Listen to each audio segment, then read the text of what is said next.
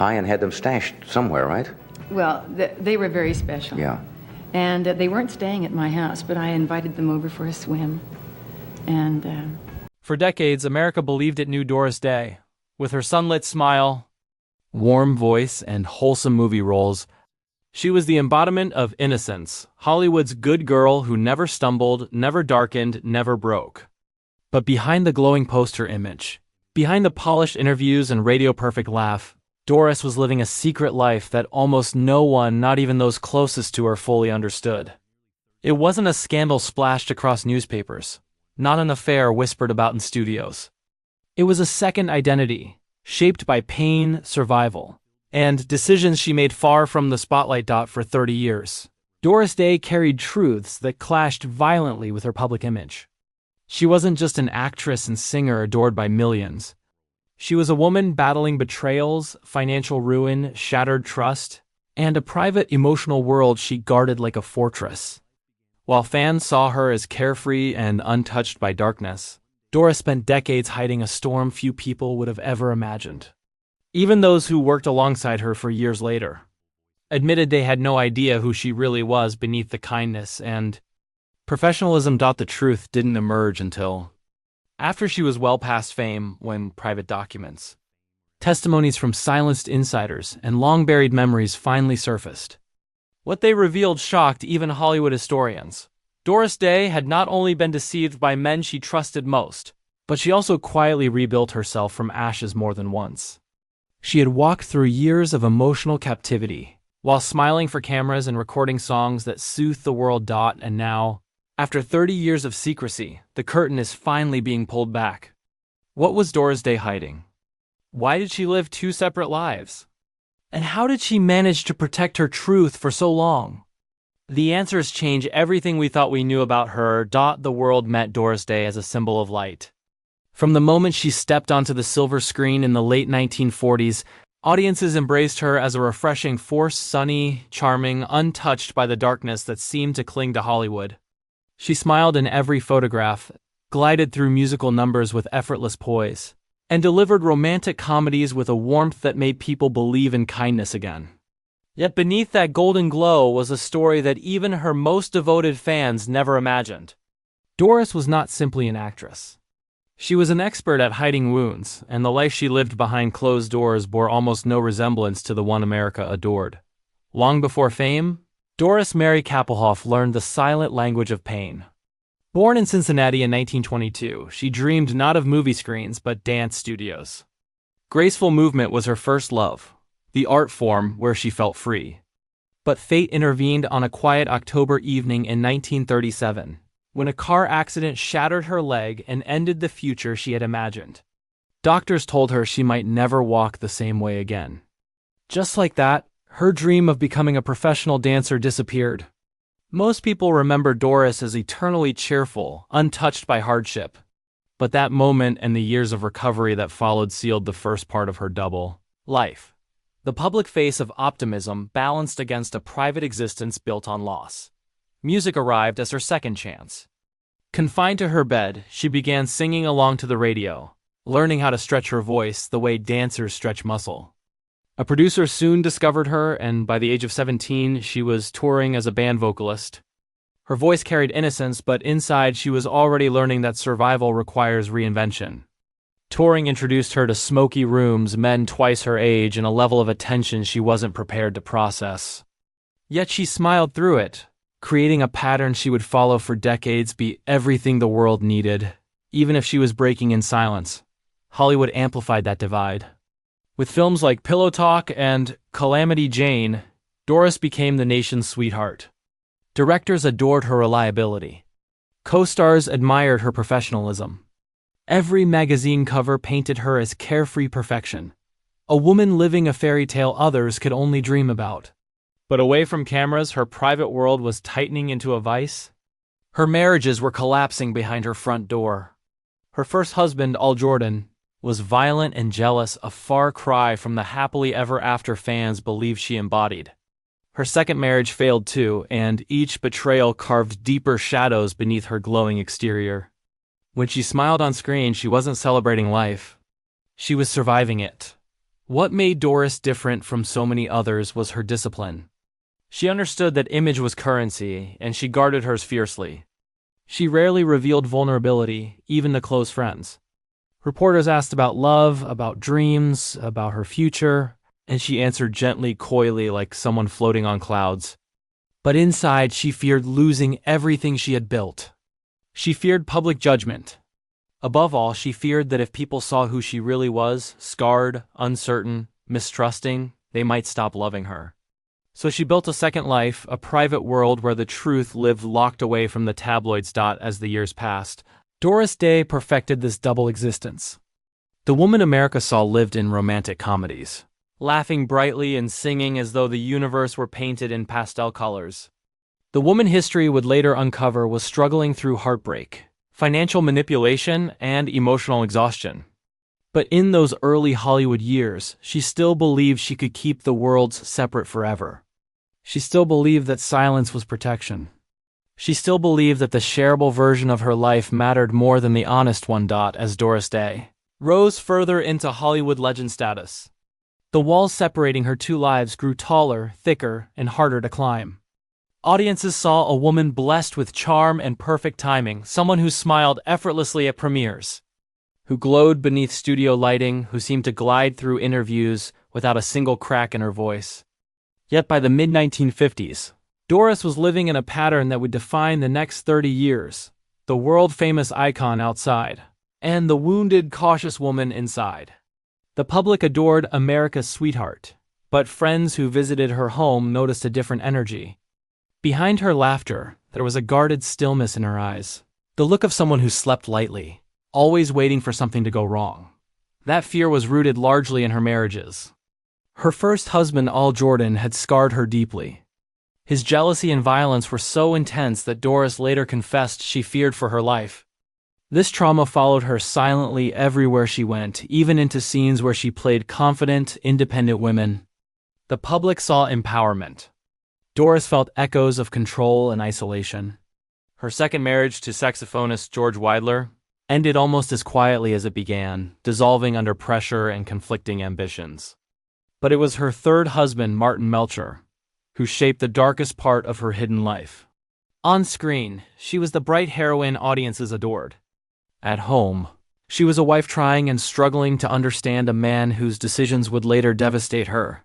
Melcher became her manager, a gatekeeper between Doris and the outside world. He told her where to go, what to sign, and how her name would be used. He negotiated the contracts that made her wealthier than most Hollywood stars of the era. Yet Doris never truly saw the numbers. She trusted him blindly. Trust was her weakness, a soft spot she never allowed the public to see. She needed to believe in someone after years of heartbreak, so she clung to her husband's promises.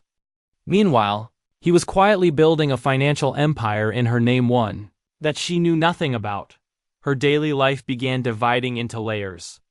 There was the public Doris, always camera-ready, politely answering questions about love and marriage while reporters whispered about how enviably happy she seemed.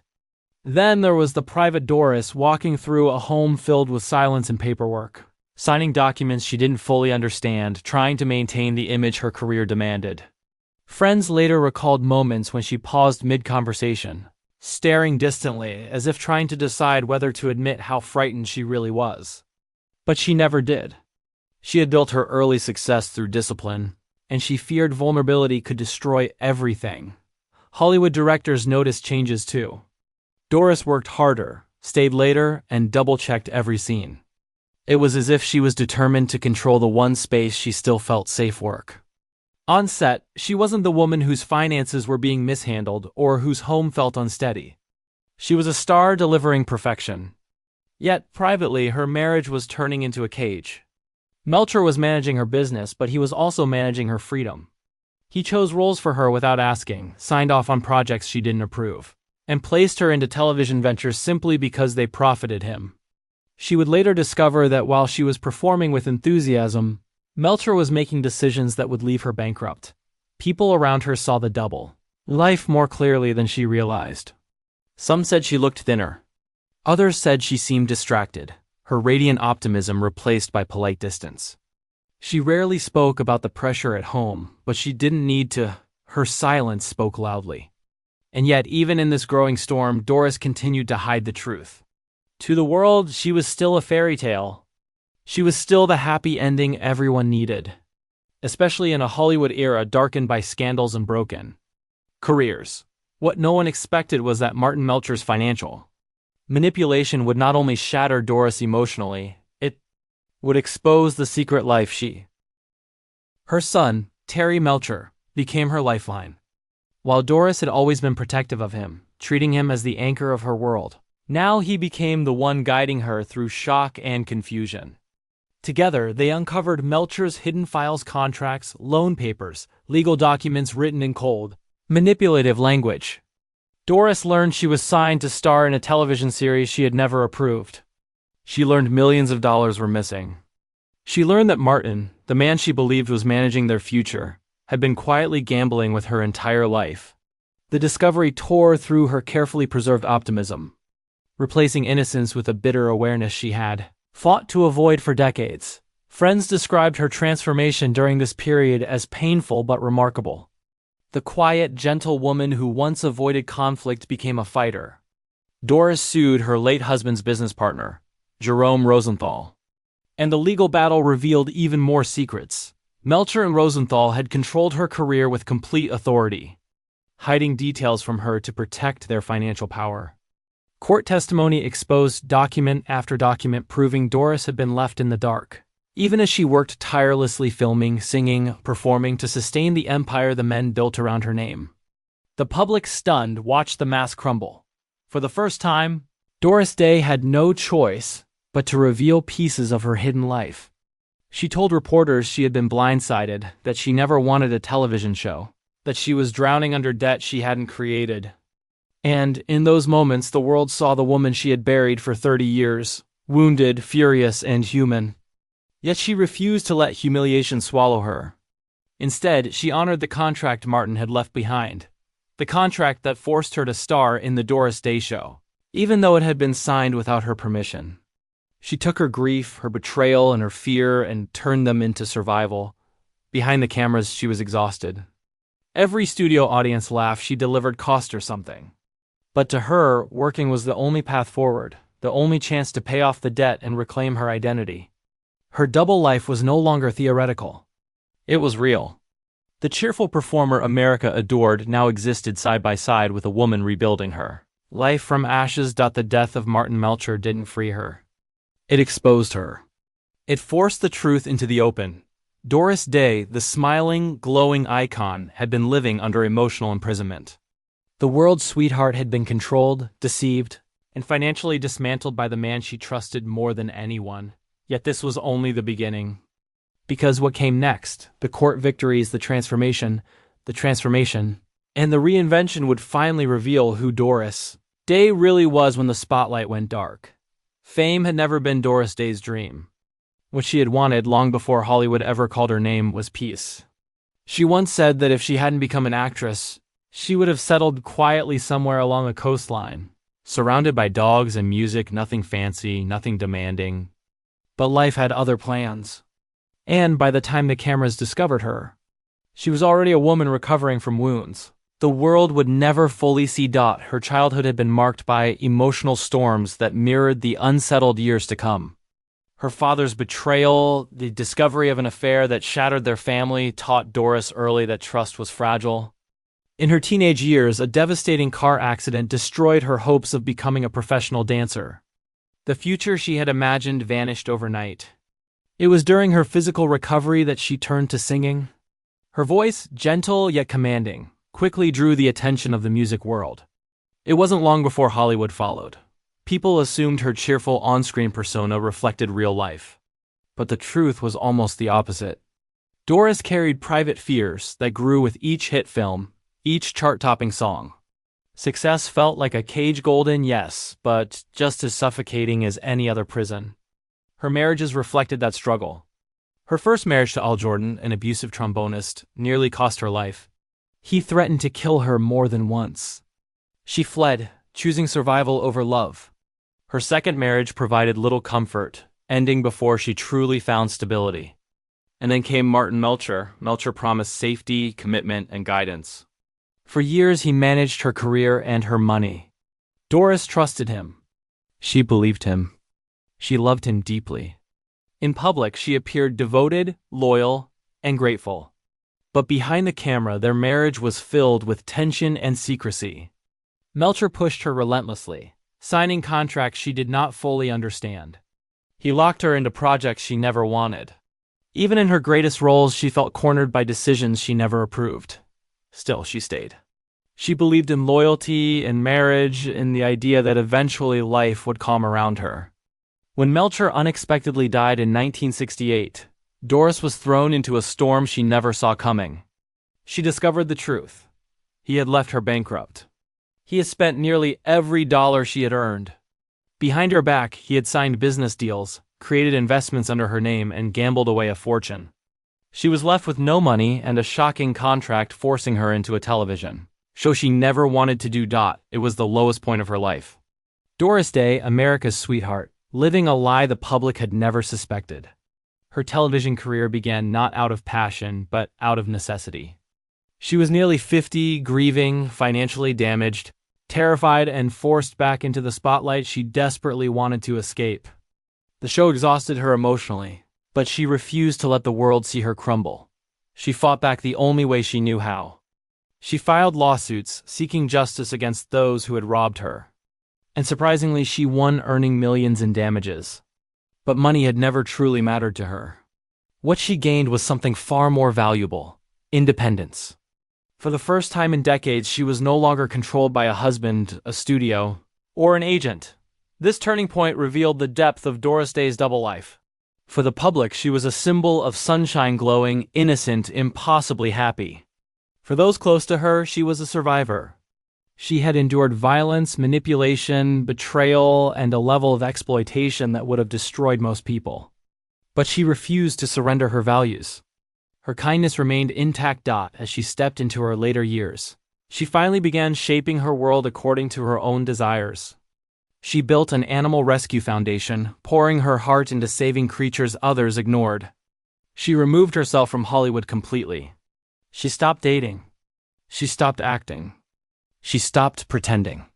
She chose solitude, gardens, and the sound of ocean waves. And yet, there was one truth she never shared publicly. She sometimes regretted fame.